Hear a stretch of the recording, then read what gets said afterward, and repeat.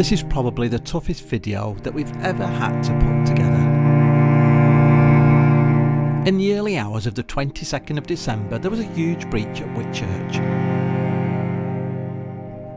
The dramatic images that we filmed that morning were shown all over the world. Narrowboat Ganymede was the one that was washed over the edge in the dramatic footage, and we're about to meet the owner, Flek. We asked Flek to talk us through the events of that morning. Yeah, woke up in the early hours. Bob from the first boat that went down, banging on my roof, shouting at the top of his voice, "Get out." We could hear the alarm in his voice. We knew something terrible must be going on. So I woke the missus up, told her to get dressed. I went to my drawer, I opened the door. When I looked outside, I could see Bob's boat. It was right up in the air. His bow off it, his stern was right up in the air. I couldn't quite, I was still half asleep.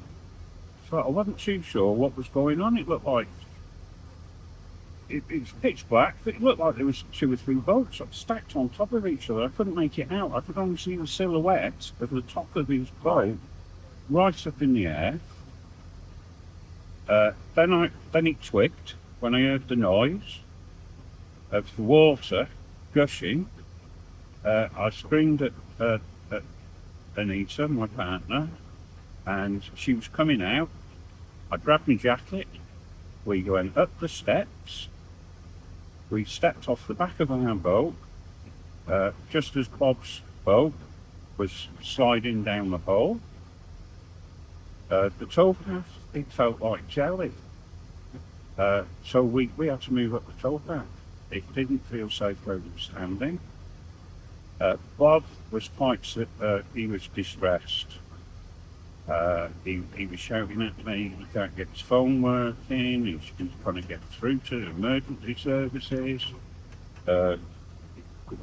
He was quite distressed. Luckily, my phone and wallet was in the jacket I grabbed. I couldn't get anything on the phone going. And then my missus, Anita, she grabbed my arm, started pulling me further away from the boats. And as I looked, then I saw the back end of the front end of my boat right up in the air, and it started sliding down the hole that I couldn't look. So we turned round. Bob was slipping about in the mud. He nearly went over. He'd hurt his leg. He was saying that his boat was up in the air when he tried to get off it, and he jolted his leg getting off the boat. And the people in the boat just round the corner there, they was getting out their boat. They'd heard the commotion and everything, and all 5 of us and the dogs, we were standing by their boat, and when I looked, my boat had gone.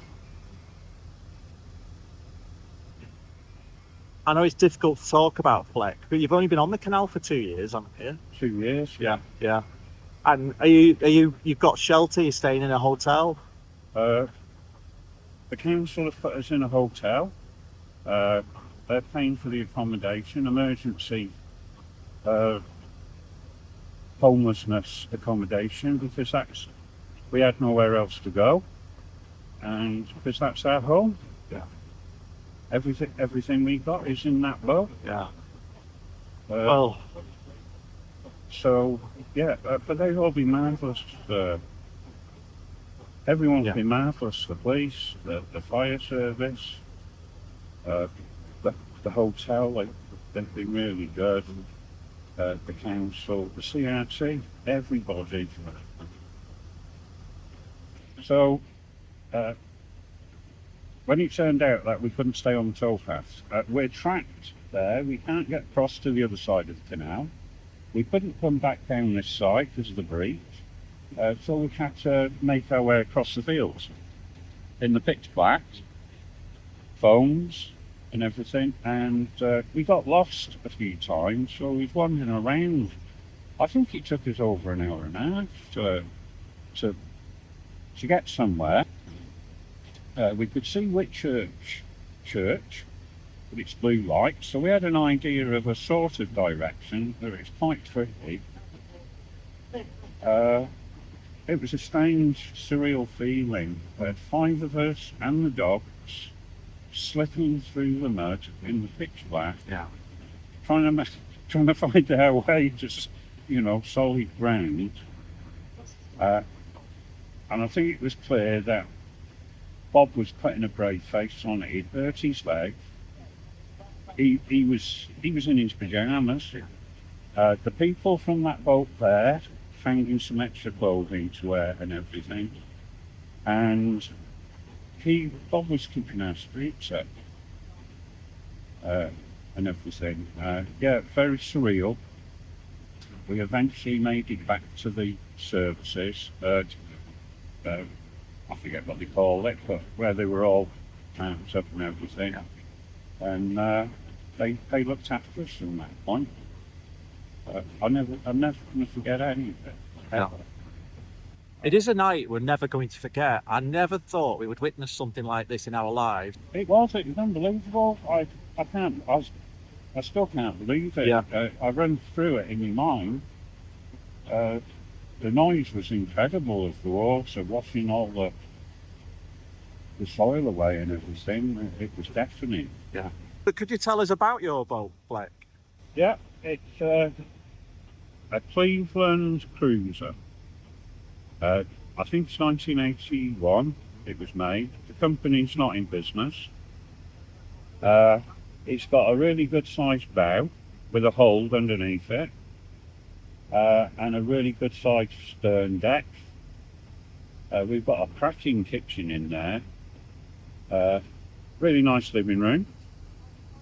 The shower room and toilet is all brand new. I've redone that myself. And we've got a really nice bedroom as well. So it might only be 52 foot long, but we have got bags of space. Bags and bags of space. We've got wardrobes in there. We've got big space under the bed. We've got all sorts in there. It's surprising what we've managed to.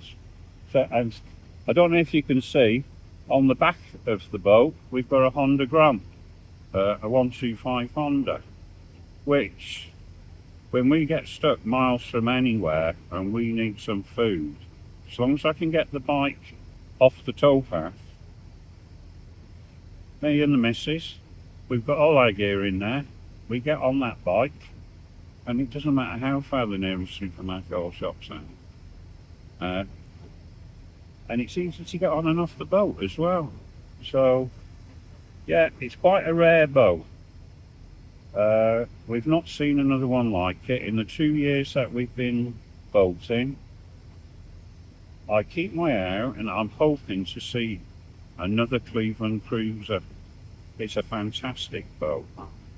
It's got a lovely engine as well, a 3-cylinder Lister. It sips the juice. We spent more on diesel when we was working in 1 month than we have put in that boat in 2 years, and we've done 500 or 600 miles in the last 2 years. So I've gone over to, we've got these like gel batteries, the leisure batteries in the back of the boat. They're all dual purpose. That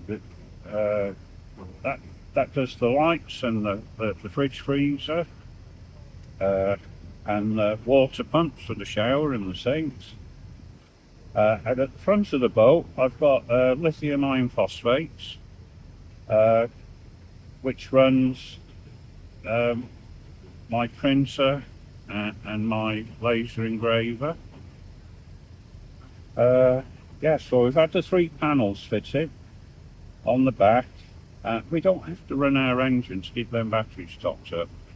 It's a bit overkill in summer, but we need them in winter.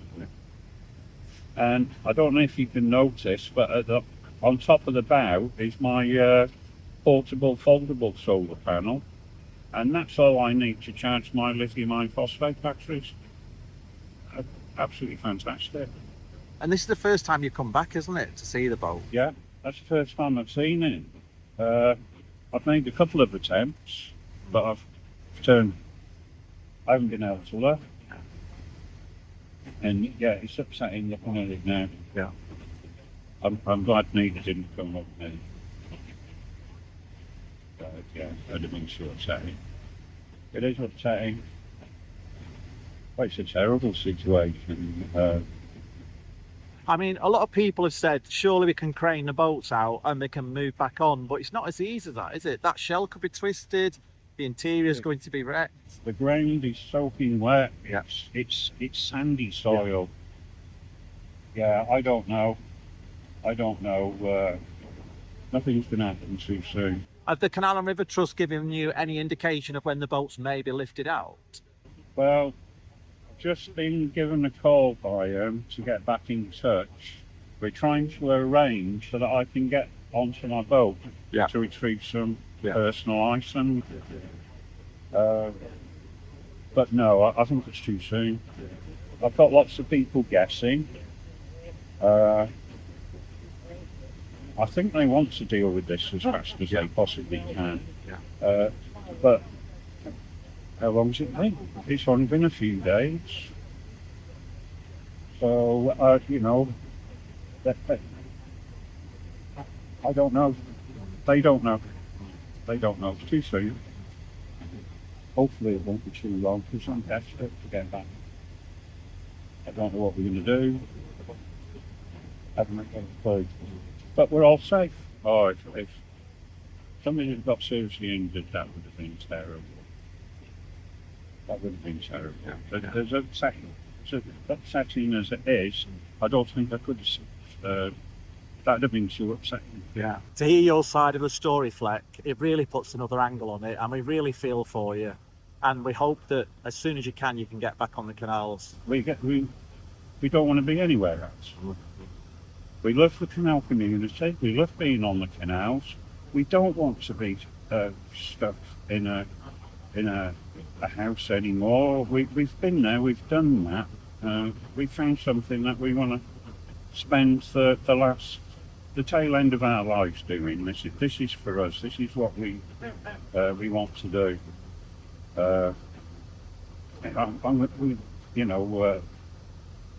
It's home. Yeah. The canals is home. I know there's a lot of problems with the canals and everything, but that's not going to stop us because this is where we're happy. All the best for the future. Thank you. And we hope you get back to normal soon. Yeah, thank you.